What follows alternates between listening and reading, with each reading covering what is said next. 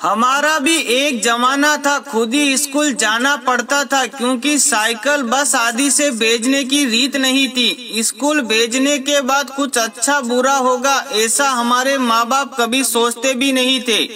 उनको किसी बात का डर भी नहीं होता था, पास ना पास यही हमको मालूम था। परसेंटेज से हमारा कभी संबंध ही नहीं था।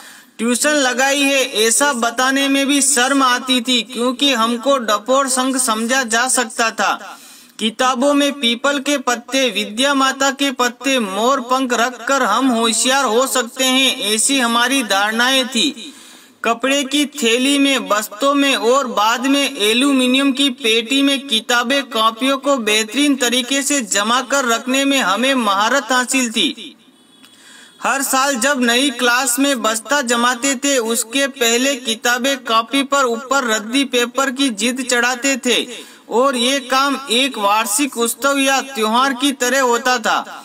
साल खत्म होने के बाद किताबें बेचना और अगले साल की पुरानी किताबें खरीदने में हमें किसी प्रकार की शर्म नहीं होती थी क्योंकि तब हर साल नई किताबें बदलती थी और ना ही पाठ्यक्रम। हमारे माता पिताजी को हमारी पढ़ाई का बोझ है ऐसा कभी लगा ही नहीं। किसी दोस्त के साइकिल के अगले डंडे पर और दूसरे दोस्त के पीछे कैरियर पर बिठाकर गली गली घूमना हमारी दिनचर्या थी। इस तरह हम ना जाने कितना घूमा होंगे।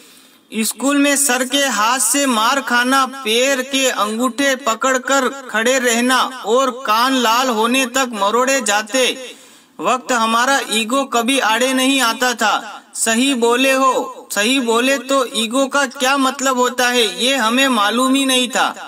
घर और स्कूल में मार खाना भी हमारे दैनिक जीवन की एक सामान्य प्रक्रिया थी। मारने वाला और मार खाने वाला दोनों ही खुश रहते थे। मार खाने वाला इसलिए क्योंकि कल से आज कम पीटे हैं और मारने वाला इसलिए कि आज फिर हाथ धो लिए। बिना चप्पल जूतों के और किसी भी गेंद के साथ लकड़ी की पट्टियों से कहीं पर भी नंगे पैर क्रिकेट खेलने में क्या सुख था वे हमको ही पता था। हमने पॉकेट मनी कभी भी मांगी ही नहीं और पिताजी ने भी दी नहीं, इसलिए हमारी आवश्यकता भी छोटी छोटी सी थी। साल में कभी कभार एक आध बार सेव, मिक्सर, मुरमुरे, बेल खा लिया तो बहुत होता था, उसमें भी हमें बहुत खुश हो लेते थे। छोटी मोटी जरूरतें तो घर में ही कोई भी पूरी कर लेता था क्योंकि परिवार संयुक्त होते थे। दिवाली में लौंगी पटाखे की लड़ को छूटा करके एक एक पटाखा फोड़ते रहने में हमको कभी अपमान नहीं लगा। हम हमारे माँ बाप को कभी बता ही नहीं पाए कि हम आपको कितना प्रेम करते हैं क्योंकि हमको आई लव यू कहना आता ही नहीं था। आज हम दुनिया के असंख्य धक्के और टोंट खाते हुए और संघर्ष करती हुई दुनिया का एक हिस्सा हैं। किसी को जो चाहिए था वह मिला और किसी को कुछ मिला कि नहीं क्या पता। स्कूल की डबल ट्रिपल सीट पर घूमने वाले हम और स्कूल के बाहर उस हाफ पैंट में रहकर गोली टोपी बेचने वाले की दुकान पर दोस्तों द्वारा खिलाए पिलाए जाने की कृपा हमें याद है। वे दोस्त कहाँ खो गए, वे बेर वाली कहाँ खो गई, वे चूरन बेचने वाली कहाँ खो गई पता नहीं।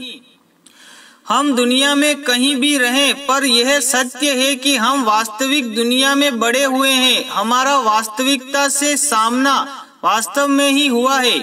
कपड़ों में सिलवटें ना पड़ने देना और रिश्तों में औपचारिकता का पालन करना हमें जमा ही नहीं।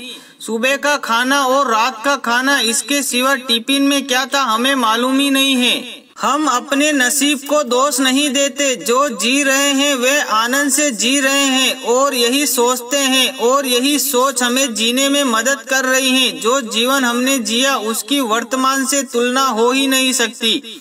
हम अच्छे थे या बुरे नहीं मालूम पर हमारा भी एक जमाना था। दोस्तों कहानी अच्छी लगी हो तो कमेंट में जरूर बताएं और कहानी को ज्यादा से ज्यादा शेयर करें। फिर मिलेंगे एक छोटी सी प्रेरणादायक कहानी के साथ। जय हिंद, जय भारत, जय श्री राम, हर हर महादेव।